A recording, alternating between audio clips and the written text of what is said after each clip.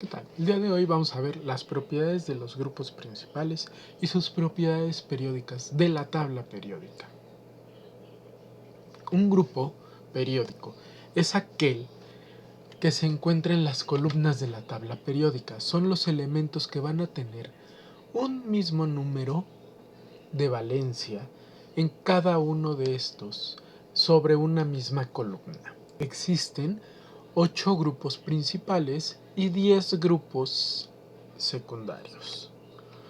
Dentro de los grupos principales está el grupo 1, el cual es el de los metales alcalinos y está formado por litio, sodio, potasio, rubidio, cesio y francio, los cuales son altamente reactivos ante el agua, reaccionan violentamente produciendo explosiones. Entonces, si llegamos a tener alguno de estos elementos en su forma pura, vamos a tener que encontrarlos totalmente seco. El grupo 2, el grupo de los metales alcalinos, se distinguen por su brillo, son buenos conductores y son frágiles y dúctiles. Se compone este grupo por berilio, magnesio, calcio, estroncio, bario. El grupo 3 o grupo 13 se llama el de los metales térreos. Son elementos que van a ser aluminio, boro, galio, indio, titanio. Y su característica principal es de que dentro de la naturaleza los vamos a encontrar en forma de óxidos. El grupo de los carbonoides empieza con la cabeza de familia de los carbonos. Desde este punto dejamos de conocer a los metales y empiezan a ser los no metales y algunos metaloides. Dentro de este grupo se encuentran los elementos esenciales. El elemento esencial para la vida y está compuesto de germanio, silicio, carbón, antimonio, plomo.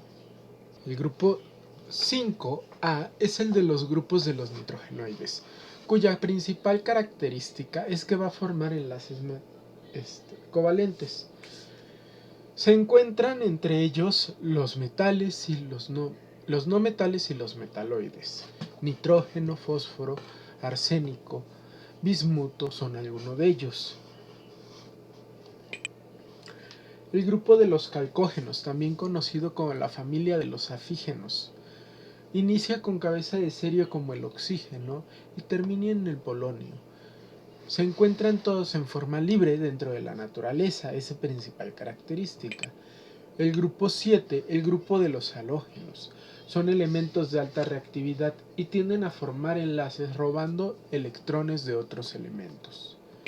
Y el grupo 18 es el conocido como el grupo de los gases nobles, que se caracteriza por tener una capa de valencia llena, es decir, cumplen con la regla del octeto, la cual nos dice que en su última capa de valencia deberán de tener 8 electrones.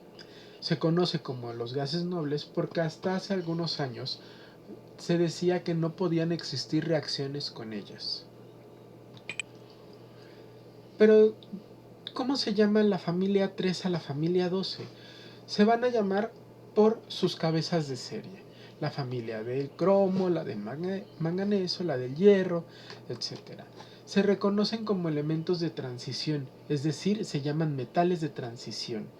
Tienen la característica principal de que no van a tener una tendencia clara de las propiedades periódicas, es decir, pueden aumentar o disminuir conforme se avanza dentro de un periodo. Y otra de sus características es de que van a tener más de un estado de oxidación, tanto positivo o negativo. ¿Qué son las propiedades periódicas? Las propiedades periódicas son aquellas propiedades que nos permiten explicar el comportamiento de la tabla periódica, el comportamiento de los elementos, el por qué estamos acomodando de esta manera a los elementos dentro de estos grupos llamados familias y dentro de los periodos. Existen principalmente 6 propiedades periódicas: la energía de ionización, el potencial de ionización, afinidad electrónica, electronegatividad, radio atómico y el número de oxidación, así como el número de valencia. La energía de ionización o potencial de ionización es la energía mínima que requiere un átomo en estado gaseoso para poder separar un electrón de sí mismo. Es decir, qué tan fácil es de que éste ceda el electrón. Aumenta en forma de el primer grupo al último grupo y de abajo hacia arriba. Es decir, vamos a tener una tendencia diagonal. ¿De qué forma diagonal? La vamos a poner en esta. Va a aumentar siendo el francio el elemento con menor energía de ionización hasta el helio como el elemento de mayor energía de ionización. Aquí cabe señalar que los gases nobles, al tener el octeto lleno, va a costarle mucho más trabajo separar un electrón, porque van a ser más estables. La afinidad electrónica. ¿Cuánta energía necesita un átomo en estado gaseoso para aceptar un electrón? Es decir, cuánta energía va a necesitar o aumentar para aceptar este electrón. Aumenta igual que la energía de ionización. Aumenta de izquierda a derecha y de abajo hacia arriba va a haber un poco cambio. Pero va a seguir aumentando. Es decir, vamos a tener la misma tendencia. ¿Sí? Por eso a los gases nobles va a tener una mayor dificultad de darles un electrón, porque van a requerir una mayor energía, va a haber un gran cambio en energía para agregar un electrón. La electronegatividad. La electronegatividad se refiere a la propiedad de atraer electrones para ser combinados con otro elemento. Es decir, mientras menor energía de electronegatividad se tenga, más difícil va a ser que pueda robar, por así decirlo, o pedir prestado un electrón de otro elemento. El elemento con menor electronegatividad es el francio, y el que va a tener una mayor electronegatividad es el flúor, el helio, el neón, el argón, el kriptón, el xenón y el radón. Es decir, los gases nobles no van a tener electronegatividad dado a que su última capa está llena. Y lo que está buscando esta energía de electronegatividad es que llenemos esa última capa para hacer combinaciones. El radio atómico. El radio atómico va a crecer conforme se avanza en los periodos y se disminuye o se aumenta en el grupo. Es decir, va de arriba hacia abajo y de izquierda a derecha. Y es la mitad de la distancia entre dos núcleos adyacentes de dos átomos. El punto donde va a haber una mayor densidad electrónica. ¿Sí? Y de esto va a depender muchas de las características físicas, la densidad, el punto de ebullición y función. Y va a estar relacionado entre qué tan fuerte van a ser atraídos los electrones entre sí mismos. Entonces, van a ser núcleos de átomos idénticos.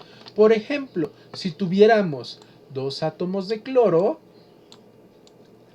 en este caso marcados, ¿cuánto sería su radio atómico? Pues sería la mitad de la distancia de la separación entre ellos. Ese es el radio atómico.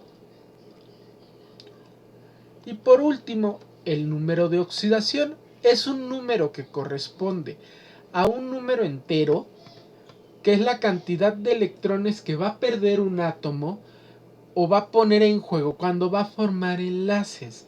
Si recuerdan, en la parte de nomenclatura se les está hablando del número de oxidación, y eso nos va a decir cuántos electrones gana o cuántos electrones pierde. Si el número de oxidación es positivo, el átomo va a perder electrones. Si el número de oxidación es negativo, el átomo va a ganar electrones. Como les comentaba en un principio, los metales de transición interna van a tener distintos estados de oxidación. similarmente a los no metales. Pero los no metales van a trabajar específicamente con el estado de oxidación representativo de su grupo. Es muy difícil que trabajen con otro. No imposible, pero sí difícil. En cambio, los metales de transición interna pueden trabajar con todos los estados de oxidación que contengan. Sin más por el momento, me despido y espero y les deseo un muy buen día.